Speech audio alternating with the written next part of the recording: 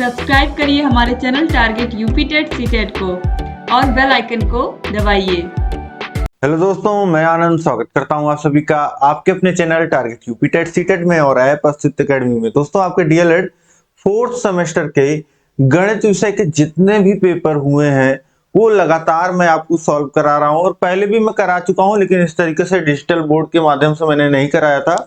तो अब दो पेपर आपके ऑलरेडी, तीन पेपर ऑलरेडी मैं लगभग करा चुका हूं और यहाँ पे आज जो है हम देखने वाले हैं आपके 2019 में जो आपका पेपर हुआ था फोर्थ सेमेस्टर मैथ्स का, उसको यहाँ पे हम कंप्लीटली देखने वाले हैं। तो फिर से वही आपको प्रक्रिया करनी है, कॉपी पेन लेकर के बैठना है और इस क्लास को भी लाइक कर देना है, अपने दोस्तों में शेयर कर देना है ताकि सभी लोग जुड़ जाएं और इस क्लास को अब हम बहुत ही अच्छे ढंग से जो है आगे बढ़ा पाए। अब स्टार्ट करेंगे हम इसी तरीके से सभी विषयों के सभी papers, previous year question papers आपको सॉल्व कराए गए हैं और सभी विषय पूरा आपके सिलेबस के अकॉर्डिंग चैप्टर वाइज और प्रिसाइज वे में पढ़ाया गया है और आपका राजन पवन सीरीज पूरा सॉल्व कराया गया है। पूरा मैथ का राजन पवन सीरीज दोनों मैंने सॉल्व करा दिया है, सभी बहुविकल्पीय, लघुत्तरीय, लघुत्तरीय प्रश्न। तो ये सभी चीजें आपके लिए अवेलेबल है चैनल पे। सभी विषयों को देखिए, पढ़िए, अपने तैयारी को बेहतर बनाइए। अब हम स्टार्ट करते हैं आज की क्लास को। देखिए, 5 बहुविकल्पी प्रश्न शुरू में आपको मिलने वाले हैं। पहला प्रश्न है, परिमेय संख्या ऋण 32 बटे ऋण 100 का सरलतम रूप है। अब इसका सरलतम रूप, ये एक परिमेय संख्या है ऋण 32 बटे ऋण 100।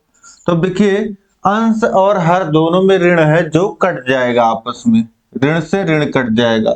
या फिर आपको नहीं ऐसे समझ में आ रहा है काटना, कट सकता है क्या, -1 का ऊपर गुणा कर दीजिए, -1 का नीचे, दोनों प्लस हो जाएगा। अब इसके बाद देखिए, हम 4 से ऊपर नीचे काट सकते हैं। 4 से ऊपर काटेंगे तो ये 8 चौक 32, फिर 4 से काटेंगे तो ये 25 बार में 8 बटे 25, ये आपका उत्तर हो जाएगा यहाँ पे, जो कि ऑप्शन सा में दिया गया है 8 बटे 25, यह बिल्कुल सही हो जाएगा। अब इसके बाद देखते हैं हम लोग, प्रश्न संख्या 2 है, 0.000001 का घनमूल है। 5 बार शून्य है और उसके बाद 1 है, तो इसका घनमूल निकालना है, यानी कि क्यूब रूट में आपका लिखा है 0.000001। अब इसको अगर हम चाहें तो इसी में 1 के आगे 6 शून्य से ऊपर नीचे गुणा कर सकते हैं। ठीक है, देखिए ये हम कर देंगे, इसमें 1 के आगे 6 शून्य से अंश में और हर में। ठीक है, यानी कि 1 से गुणा कर रहे हैं, समझ लीजिए कोई अंतर नहीं आ रहा है संख्या में। अब इसके बाद देखिए, अंश में गुणा होगा तो ये हो जाएगा 1 और हर में ये 10 के घाते 6। अब इसका क्यूब रूट लेंगे तो 1 का क्यूब रूट 1 आ जाएगा और 10 के घाते 6 का क्यूब रूट 10 के घाते 2 आ जाएगा, क्योंकि घात में 2 से भाग हो जाएगा। तो ये हो गया आपका, 3 से भाग हो जाएगा तो ये 10 के घाते 2 आ जाएगा। अब ये कितना हो जाएगा आपका, 1/100, और 1/100 मतलब कि 100 से भाग होगा तो 2 स्थान पे दशमलव लगेगा, तो 1 और 0 और दशमलव, तो 0.01, ये आपका उत्तर हो जाएगा। ऑप्शन बा में दिया गया है, इसका घनमूल ये संख्या होगी। और आपने सही उत्तर निकाला है या नहीं निकाला है, ये जांच करने के लिए किसी भी संख्या की घनमूल संख्या क्या होती है, वह संख्या होती है जिसका 3 बार गुणा करें तो दी गई संख्या प्राप्त हो जाए। अब देखिए, इसका 3 बार आप गुणा करेंगे तो 1 गुणे 1 गुणे 1, तो वो तो 1 हो जाएगा, लेकिन 2 स्थान पे दशमलव है तो 6 स्थान पे दशमलव लग जाएगा। तो इस तरीके से ये आपका उत्तर बिल्कुल सही है। अब इसके बाद हम लोग देखेंगे, प्रश्न संख्या 3 है, समीकरण 3x बराबर 6 और 4x धन y बराबर 14 के हल में y का मान है। अब देखिए, 3x बराबर 6 है तो x का मान निकालेंगे तो 6/3 यानी कि 2 हो जाएगा, और यही x का मान 2 यहाँ पे रख देते हैं तो 4 गुणे 2 धन y बराबर 14, और y बराबर कितना हो जाएगा, 4 दूनी 8 और 14 में से 8 घट जाएगा तो y का मान आ जाएगा 6, y की वैल्यू 6 आ गई। y का ही मान आपको यहाँ पे बताना था, जो कि ऑप्शन आ में दिया गया है, ऑप्शन आ 6, ये बिल्कुल सही हो जाएगा। इसके बाद देखिए प्रश्न संख्या 4 है, sin 60 बाई cos 30 डिग्री का मान है। sin 60 बाई cos 30, sin 60 होता है √3/2 और cos 30 भी आपका होता है √3/2। sin 60 और cos 30 का मान बराबर होता है, तो अंश और हर आपस में कट जाएंगे, बचेगा क्या? 1। तो यहाँ पे ऑप्शन बा जो है 1, यह बिल्कुल सही हो जाएगा।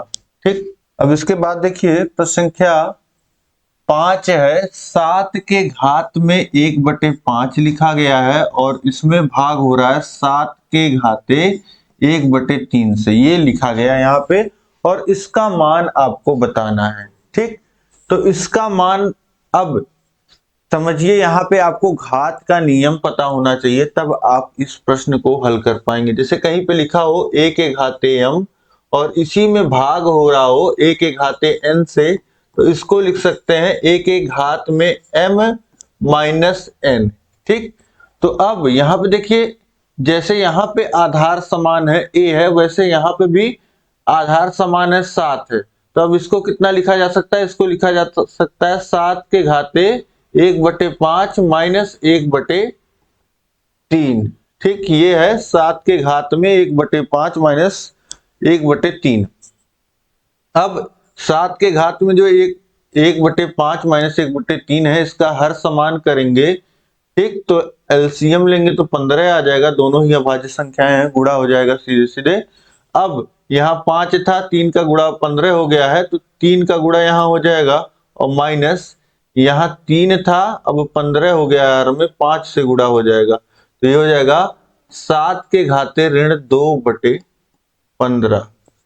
7 के घाते ऋण 2/15, ये बिल्कुल सही हो जाएगा। ऑप्शन बा में आपका दिया हुआ है, तो ऑप्शन बा यहाँ पे आपका बिल्कुल सही हो जाएगा। तो यहाँ पे 5 बहुविकल्पी प्रश्न जो आपको करने रहते हैं, जिसमें आपको ऑप्शन सेलेक्ट करना रहता है, वो आपने कर लिए। अब इसके बाद आपको मिलेगा 6 अति लघुत्तरीय प्रश्न। तो देखिए, छठवां है, 8000 का घनमूल ज्ञात कीजिए। तो 8000 का घनमूल यानी कि क्यूब रूट ऑफ 8000 को क्या लिख सकते हैं? 20 गुणे 20 गुणे 20 लिख सकते हैं, यानी कि क्यूब रूट ऑफ 20 के घाते 3। अब 20 के घाते 3 हो गया है, तो इसको करनी से बाहर निकालेंगे तो 20 बाहर आ जाएगा। तो यहाँ पे इसका घनमूल कितना हो गया? 20, यानी कि 20 वह संख्या है जिसका आप 3 बार गुणा करेंगे तो आपको क्या मिलता है? 8000। तो इस तरीके से ये आपका उत्तर हो गया। अब इसके बाद देखिए प्रश्न संख्या 7 है, 16x² - 25 = 0 को हल कीजिए। हल करने का मतलब क्या है? x का मान आपको यहाँ पे निकालना है। अब जो दिया गया है वह क्या दिया गया है? 16x² - 25 = 0।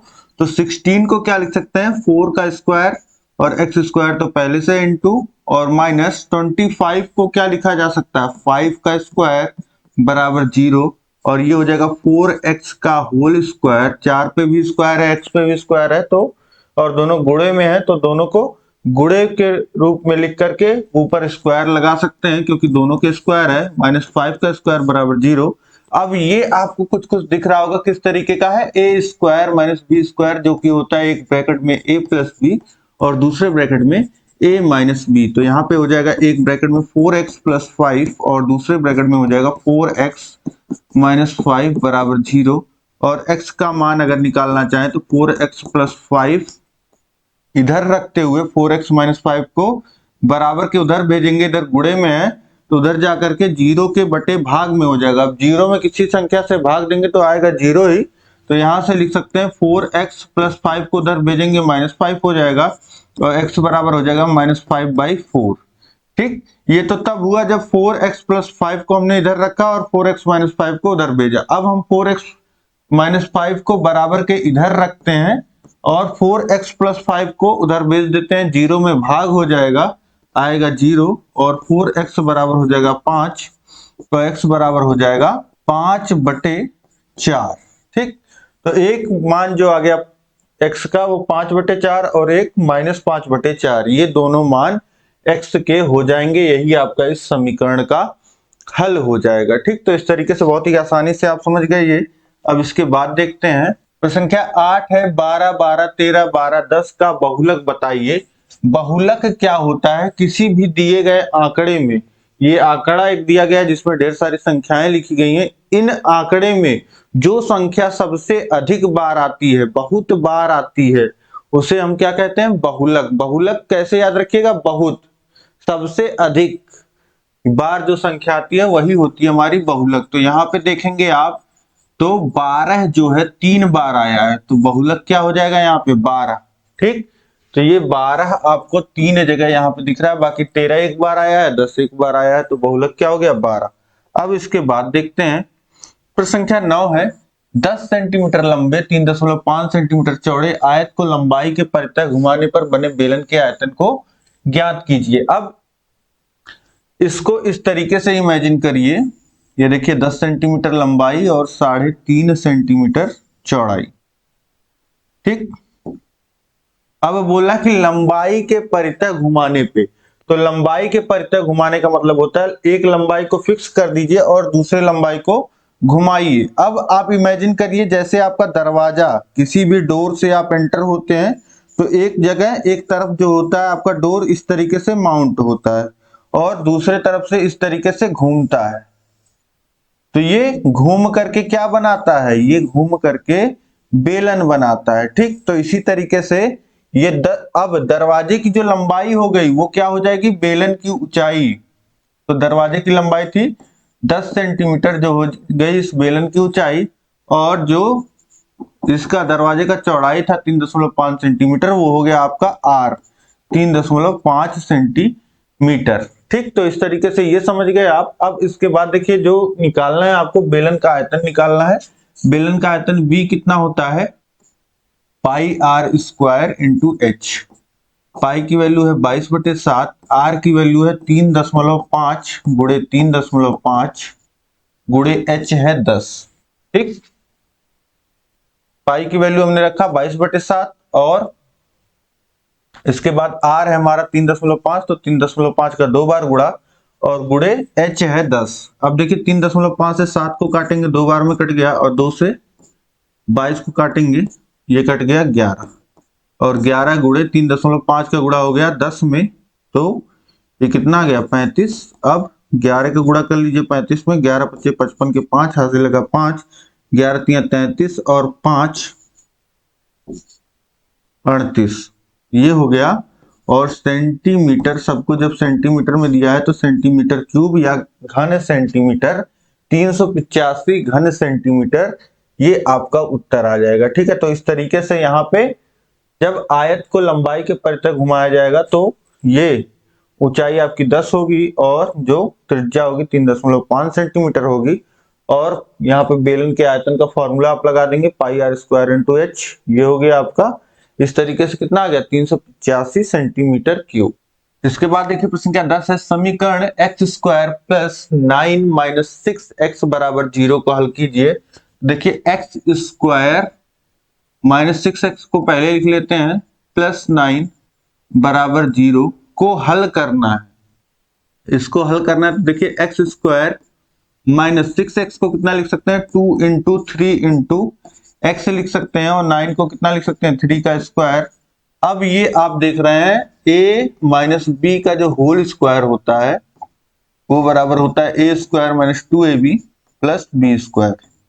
और यहाँ पे आप देख पा रहे हैं उसी तरीके से ये निकल के आ रहा है, x² - 2 × x a है और ये आपका b है, तो ये हो जाएगा आपका x - 3 का होल स्क्वायर बराबर 0। यहाँ पे आप देख पा रहे हैं x - 3 का ये होल स्क्वायर हो गया, क्योंकि यहाँ पे आपको मिल गया है a का स्क्वायर इधर प्लस b का स्क्वायर - 2ab, ये आपको मिल गया है। ठीक है, तो ये x - 3 का होल स्क्वायर हो गया, और x -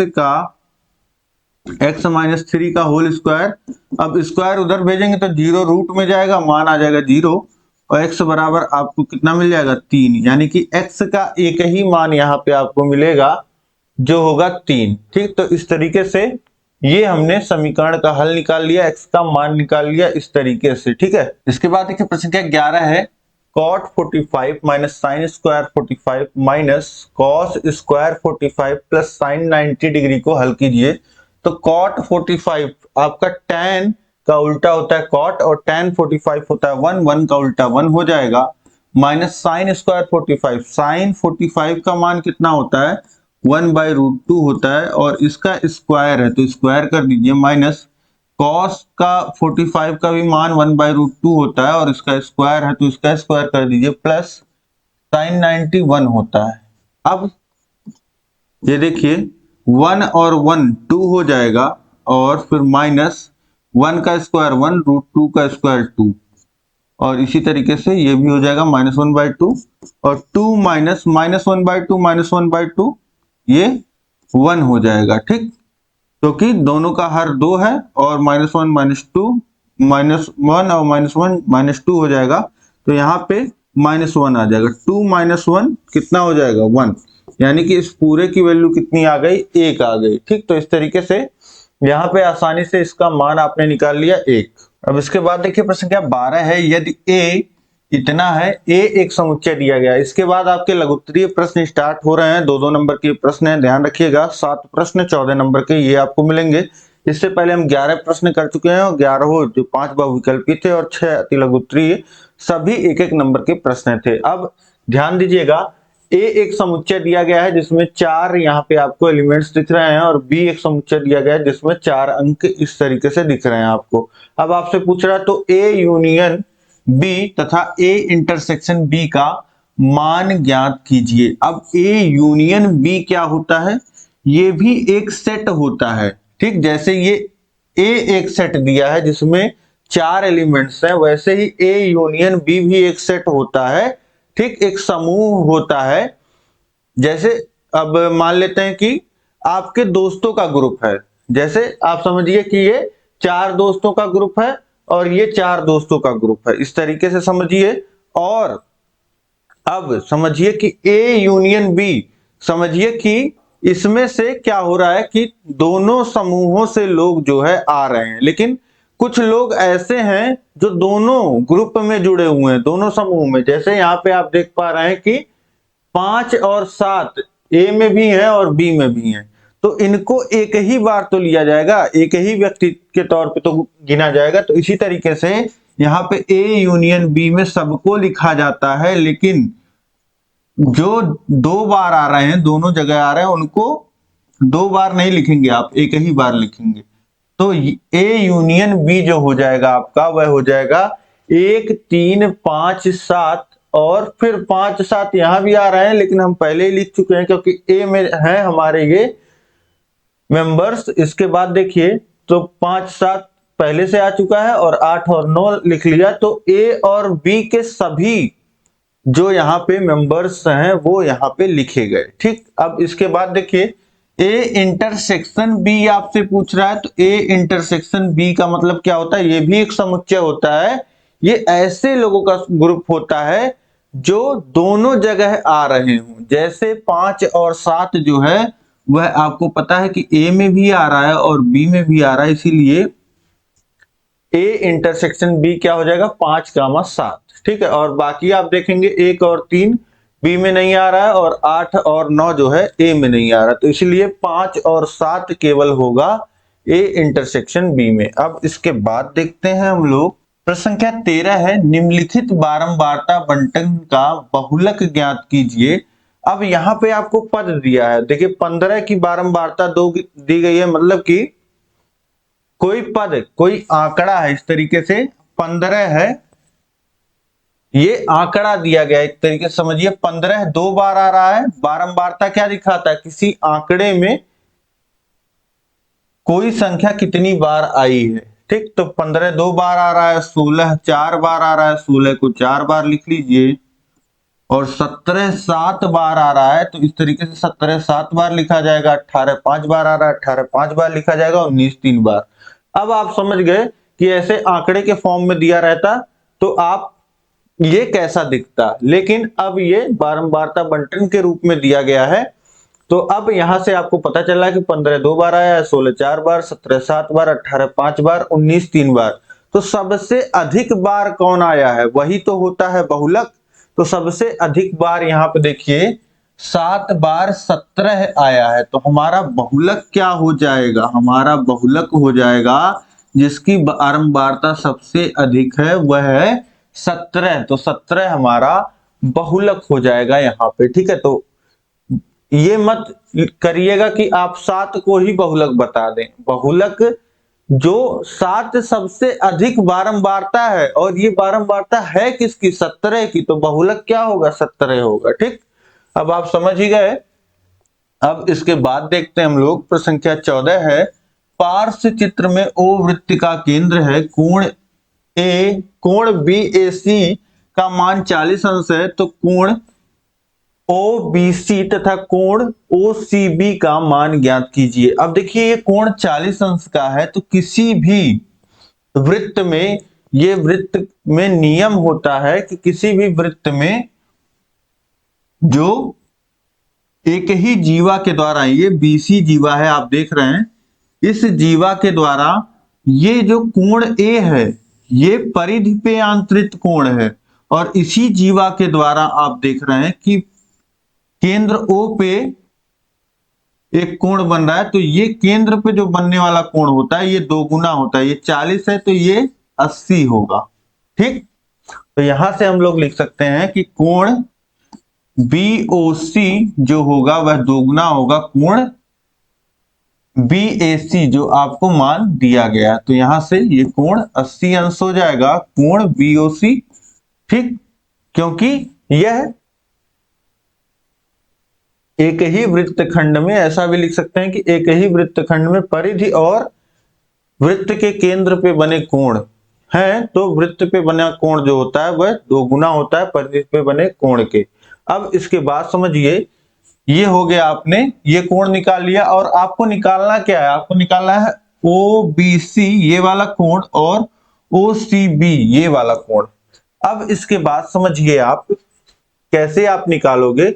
देखिए OB और OC ये दोनों ही त्रिज्याएं हैं, ये दोनों ही त्रिज्याएं हैं, तो त्रिभुज OBC में जो भुजा OB है वह बराबर है OC के। क्यों? क्योंकि दोनों ही त्रिज्याएं हैं, दोनों ही R के बराबर हैं। अब इस तरीके से आप क्या कह सकते हैं, किसी त्रिभुज में अगर 2 भुजाएं बराबर हैं तो उनके आमने सामने का कोण बराबर होता है। अगर ये कोण x है तो ये भी x है। अब आपको पता है कि तीनों अंतः कोणों का योग कितना होता है? वह होता है 180। अब तीनों अंतः कोण आपको पता है, पहला x, दूसरा x और तीसरा 80, और तीनों का योग होना चाहिए 180 के बराबर। तो 2x बराबर 180 माइनस 80 और x बराबर 100/2, यानी x का मान 50 आ जाएगा, यानी कि इस कोण का मान कितना आ जाएगा? 50 डिग्री। अगर x नहीं मानेंगे तो यहाँ पे कोण OBC लिखिएगा, और कोण OBC बराबर होगा, कोण OBC बराबर होगा कोण OCB। ठीक, तो इस तरीके से इसको आप प्रश्न को आसानी से सॉल्व कर सकते हैं।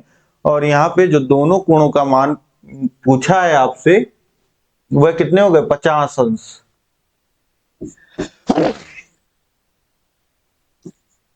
ये दोनों कोणों का मान है 50 अंश। अब इसके बाद देखते हैं, प्रश्न संख्या 15 है, एक बाग की लंबाई 180 मीटर, चौड़ाई 120 मीटर है। बाग के बीचों बीच एक दूसरे को समकोण पर काटते हुए 3 मीटर के 2 रास्ते हैं। रास्तों पर मिट्टी डलवाने का खर्च 12 रुपए प्रति वर्ग मीटर की दर से ज्ञात कीजिए। अब बोल रहा है कि एक बाग है, ध्यान से देखिएगा, एक बाग है जिसकी लंबाई 180 मीटर और चौड़ाई 120 मीटर है। ठीक, लंबाई कितनी है? 180 मीटर, और चौड़ाई जो है वो 120 मीटर है। लंबाई 180 और चौड़ाई 120। अब बोल रहा है कि इस मैदान के बीचों बीच जो है वह 3 मीटर का रास्ता निकाला गया है, लंबाई के भी समांतर। ठीक है, देखिए बाग के बीचों बीच एक दूसरे को समकोण पर काटते हुए 3 मीटर के 2 रास्ते निकाले गए हैं। बाग के बीचों बीच 3 मीटर का रास्ता, तो ये एक 3 मीटर का रास्ता हो गया, और बाघ का बीचों बीच ये भी है, समकोण पर काटते हुए 3 मीटर का रास्ता ये भी है। ठीक, अब जब इसकी चौड़ाई, सड़क की चौड़ाई 3 मीटर है और ये भी सड़क की चौड़ाई जो है वह 3 मीटर है। अब समझिए आप क्या कह रहा है कि इस सड़क पर, रास्ते पर मिट्टी डलवाने का खर्च 12 रुपए प्रति वर्ग मीटर। वर्ग मीटर क्या होता है? क्षेत्रफल होता है, एरिया होता है। और प्रति का मतलब क्या होता है? जैसे जब हम लोग बोलते हैं कि हमारे गाड़ी की स्पीड 60 किलोमीटर प्रति घंटा है, तो इसका मतलब होता है कि 60 किलोमीटर हम हर घंटे चलेंगे। और जब बोला गया है यहाँ पे 12 रुपए प्रति वर्ग मीटर, तो इसका मतलब है कि हर एक वर्ग मीटर में, यानी कि अगर 1 मीटर का आपका कोई वर्ग है, जैसे 1 मीटर लंबाई और 1 मीटर चौड़ाई में अगर आपको मिट्टी डलवाना है तो 12 रुपए खर्च होंगे। तो अब हम अगर पूरा क्षेत्रफल सड़क का निकाल लें तो उसमें और 12 से गुणा कर दें तो पता चल जाएगा हमारा पूरा खर्च। तो अब हम सड़क का क्षेत्रफल निकाल लेते हैं। सड़क का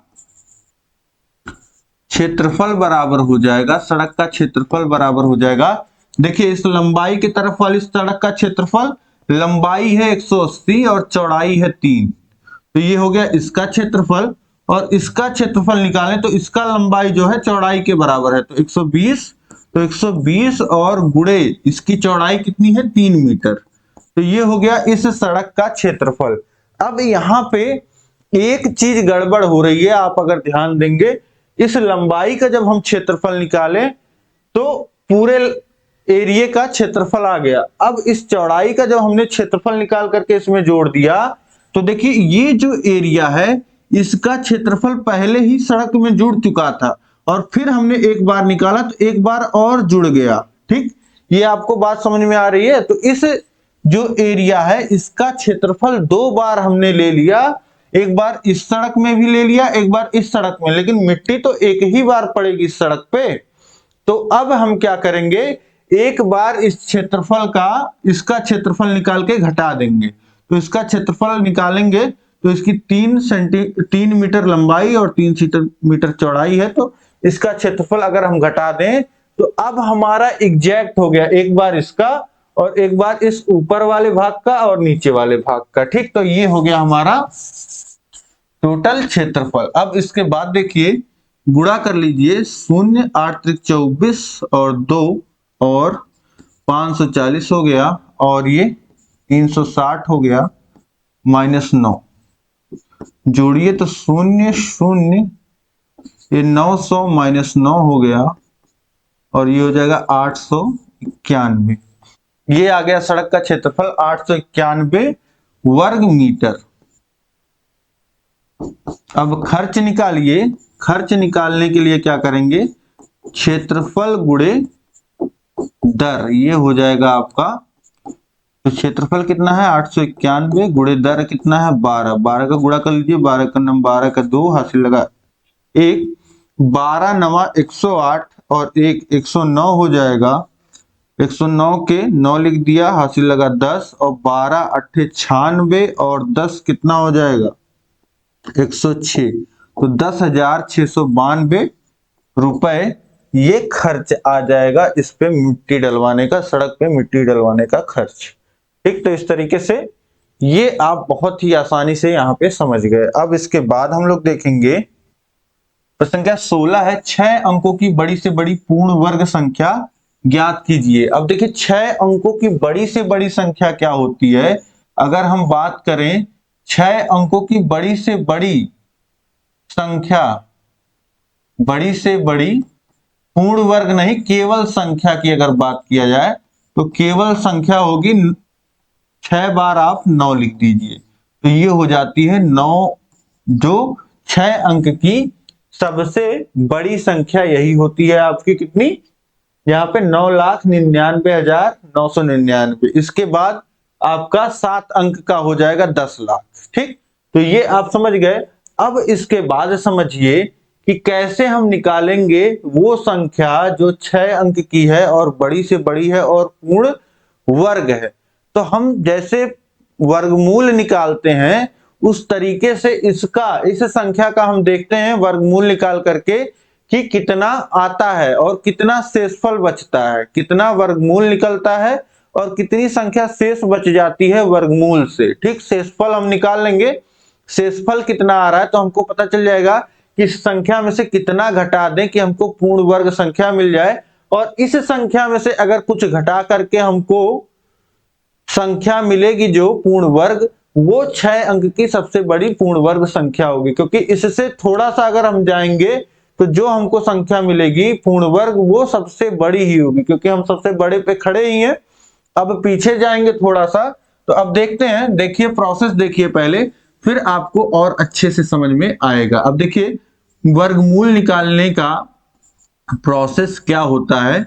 सबसे पहले संख्या को लिख लेते हैं और दाहिने तरफ से इस तरीके से दो दो संख्याओं का जोड़ा बनाते हैं। ठीक, ये हो गया, जोड़ा बन गया। अब पहला जोड़ा जो है हमारा पहला पेयर वो है 99। अब हम इसमें ऐसी संख्या से भाग देंगे जिसका वर्ग जो है 99 के बराबर या उससे छोटा हो। तो देखिए 1 का वर्ग 1 होता है, 2 का 4, 3 का 9, 4 का 16, 9 का 81 होता है और 10 का 100 होता है। तो यहाँ पे हम किससे भाग देंगे? 9 से। 9 नवा 81 हो जाएगा, 9 बार जाएगा और 9 यहाँ जुड़ भी जाएगा, 9 जोड़ेंगे तो ये हो जाएगा 18। 81 घटा देंगे 99 में से तो ये 8 और 1 18 बच जाएगा। और इसके बाद देखिए यहाँ इकाई का स्थान खाली रहता है और यहाँ पे संख्या लिखी जाती है 1 से लेकर के 9 तक। अब देखिए ये 1 ही लिख देंगे तो 181 हो जाएगा। यहाँ अब भाग देने के लिए कम पड़ रहा है तो अगला पेयर उतार लेंगे, पेयर ही उतरेगा। तो अब इसके बाद देखिए ये आपका यहाँ पे 1899 हो गया और ये 181 बनेगा, 182, 183, 184, 185। तो देखते हैं कि ये लगभग 200 के हो गया, ये समझिए कि लगभग 200 के, और ये 1900। तो 200 से कितनी बार गुणा होता है? 9 बार तो जाता ही है। तो यहाँ पे कम से कम 9 बार जाएगा, 9 बार ले जाएंगे। तो अब 9 बार देखिए, 9 नवा 81 के 1 हासिल लगा 8 और 9 8 72 और 8 कितना हो जाएगा 80 और फिर हासिल लग जाएगा 8 और 9 9 और 8 17 और 9 यहाँ पे जुड़ जाएगा और घटाएंगे तो ये 8 9 और 1 198 आ जाएगा और यहाँ जोड़ लेंगे 9 9 18 हासिल लगा 1 9 और 1 198। अब देखिए यहाँ इकाई का स्थान खाली है तो ये 4 अंक की संख्या है। अब इसमें भाग देना है तो अगला पेयर यहाँ पे उतार लेंगे। अगला पेयर उतारा यहाँ पे तो 19,899 हो गया, लगभग 20,000 और ये लगभग आपका 2,000। तो यहाँ भी लगभग 9 बार जाएगा ही आपका। ठीक है, तो 9 बार जाएगा तो 9 बार ले जाइए। अब देखिए 9 9 81 के 1 हासिल लगा 8 और 9 8 72 और 8 80 हासिल लग गया 8 और 9 9 81 और 8 कितना हो जाएगा 89, फिर हासिल लगा 8 और 9 91 9 और 8 कितना हो जाएगा 17। अब इसके बाद घटाइए तो यहाँ पे घटाएंगे तो आपको कितना मिल जाएगा, ये 8 9 और यहाँ पे देखिए 8 में से 9 नहीं घटेगा तो हासिल लेंगे तो ये 18 में से 9 जाएगा तो बचेगा 9 और यहाँ पे 8 है तो बचेगा 1 और ये यहाँ पे 1 में से 1 घट जाएगा 0। 1998 ये आपको मिल जाएगा शेषफल। यानी कि इसी संख्या में से जो 6 अंकों की बड़ी से बड़ी संख्या है, इसी में से अगर हम 1998 यहाँ पे घटा दें तो हमको जो संख्या मिलेगी वह पूर्ण वर्ग संख्या मिल जाएगी। ठीक, तो यहाँ पे घटा लीजिए 1 0 0 और 8 9 9। ये जो संख्या होगी यह 6 अंकों की बड़ी से बड़ी संख्या होगी जो पूर्ण वर्ग होगी। ठीक, तो इस तरीके से इसको आप आसानी से निकाल सकते हैं। अब इसके बाद नेक्स्ट प्रश्न देखेंगे हम। अब इसके बाद देखिए प्रश्न संख्या 17 है, एक आयताकार बाग की लंबाई उसके चौड़ाई की 3 गुनी है, यदि बाग का क्षेत्रफल 243 वर्ग मीटर है तो बाग की लंबाई ज्ञात कीजिए। अब यहाँ पे एक बाग का बता दिया है कि जितनी लंबाई है चौड़ाई उसकी 3 गुना है, तो माना चौड़ाई x है, माना बाग की चौड़ाई x है तो लंबाई कितनी हो जाएगी, लंबाई 3 गुनी है बताया है, तो लंबाई बराबर 3x हो जाएगा, 3 गुणे x हो जाएगा। अब बोल दिया कि बाग का क्षेत्रफल जो है 243 वर्ग मीटर है, तो क्षेत्रफल कितना हो जाएगा। अब बाग आपका आयताकार है तो आयत का क्षेत्रफल कितना होता है, लंबाई गुणे चौड़ाई होता है, और जो कि दिया गया है 243, तो 243 रख देंगे क्षेत्रफल की जगह। लंबाई आपका है 3x, चौड़ाई है x, 243 बराबर हो जाएगा आपका 3x², और 3 इधर आ जाएगा तो 243/3 हो जाएगा, और बराबर x²। 3 से काटेंगे तो 81 हो जाएगा, और x² बराबर 81 हमको मिल गया। x बराबर कितना हो जाएगा, x² बराबर 81 को कितना लिख सकते हैं, 9 का स्क्वायर, और x बराबर आपको कितना मिल जाएगा, 9। दोनों तरफ वर्गमूल ले लेंगे तो x की वैल्यू 9 मिल गई। x की वैल्यू जब 9 मिल गई तो यहाँ पे रख दीजिए 3 गुणे 9, 27 सेंटी वर्ग मीटर है, तो ये मीटर हो जाएगा, क्योंकि मीटर में दिया गया है क्षेत्रफल वर्ग मीटर में दिया गया है, यानी कि ये जो लंबाई है ये मीटर में आएगी, तो इसलिए लंबाई आपकी जो हो जाएगी वह 27 मीटर और चौड़ाई 9 मीटर। तो इस तरीके से लंबाई ही आपसे पूछा था, तो लंबाई 27 मीटर आपका उत्तर हो गया। इसके बाद देखिए प्रश्न संख्या 18 है, x² + 3x + 9/4 का गुणनखंड कीजिए। तो 9 को कितना लिख सकते हैं, 3 का स्क्वायर, 4 को लिख सकते हैं 2 का स्क्वायर, ये हो जाएगा x² + 3x + 3/2 का होल स्क्वायर, 3/2 का होल स्क्वायर। अब यहाँ पे आपको कुछ कुछ समझ में आ रहा होगा कि a + b का जो होल स्क्वायर होता है वो होता है आपका a² + 2ab + b²। अब आपको a² दिख रहा है, b² भी दिख रहा है, क्या पता ये 2ab हो, तो इसलिए इसको हम लोग लिख सकते हैं x² + 2 × x, आगे ले आइए, और इनटू, अब देखिए 3 था यहाँ पे और 2 का हमने गुणा कर दिया तो 2 का भाग कर देंगे, और 3 ऐसे, देखिए 2 से 2 कट जाएगा, ये 3x ही रहा, तो इसको हमने ऐसे लिख दिया, और ये 3/2 का होल स्क्वायर। अब देखिए बिल्कुल आपको दिख रहा होगा a² + 2ab + b² के रूप में, देखिए b की जगह 3/2 आ गया, तो अब इसको हम लोग लिख सकते हैं x + 3/2 का होल स्क्वायर, और गुणनखंड क्या लिख सकते हैं, x + 3/2 × x + 3/2, क्योंकि स्क्वायर है तो 2 बार गुणे के रूप में लिख देंगे, और यही जो गुणे के रूप में लिख देते हैं यही हमारा गुणनखंड हो जाता है। यहाँ पे जोड़ के रूप में था सब कुछ, और यहाँ गुणे के रूप में आ गया अलग अलग ब्रैकेट में, ये हमारा गुणनखंड हो गया। अब यहाँ तक प्रश्न संख्या 18 तक इतने ही प्रश्न होते हैं आपकी परीक्षा में। अब उम्मीद है कि यहाँ तक आपने बहुत ही अच्छे ढंग से कर लिया होगा, और कितने नंबर आपके बने ये आप मुझे कमेंट करके बताइए, और कितना समय लगा ये भी आप मुझे कमेंट करके बताइएगा, और इस क्लास को लाइक करिएगा, अपने दोस्तों में शेयर करिएगा अधिक से अधिक, ताकि सभी लोग इसी तरीके से आसानी से अपना प्रैक्टिस कर पाएं और पेपर्स को देख पाएं कि किस तरीके के पेपर्स पूछे गए हैं। तो सभी पेपर्स यहाँ पे मैंने सॉल्व करा दिए हैं लगभग आपको, और लगातार मैं आपको इस माध्यम से सॉल्व करा भी रहा हूं। तो उम्मीद है कि आप सभी लोग इन क्लासेस को अधिक से अधिक शेयर करेंगे और अपने सभी दोस्तों तक पहुंचाएंगे इस क्लासेस को, और इसी तरीके से सभी विषय आपको पढ़ाए गए हैं, सभी विषयों का लिंक नीचे डिस्क्रिप्शन बॉक्स में दिया गया है, सभी विषयों के पेपर सॉल्व कराए गए हैं, सभी विषयों के प्लेलिस्ट में लास्ट में आप जाएंगे तो आपको सभी विषयों के प्रीवियस ईयर क्वेश्चन पेपर्स जो हैं उनका सोल्यूशन मिल जाएगा। अब अगर आप चाहते हैं कम समय में बेहतर ढंग से तैयारी करना तो नीचे डिस्क्रिप्शन में आपको लिंक दिया गया है, वहां से आप तैयारी करिए। मिलते हैं हम लोग नेक्स्ट क्लास में। जय हिंद, जय भारत।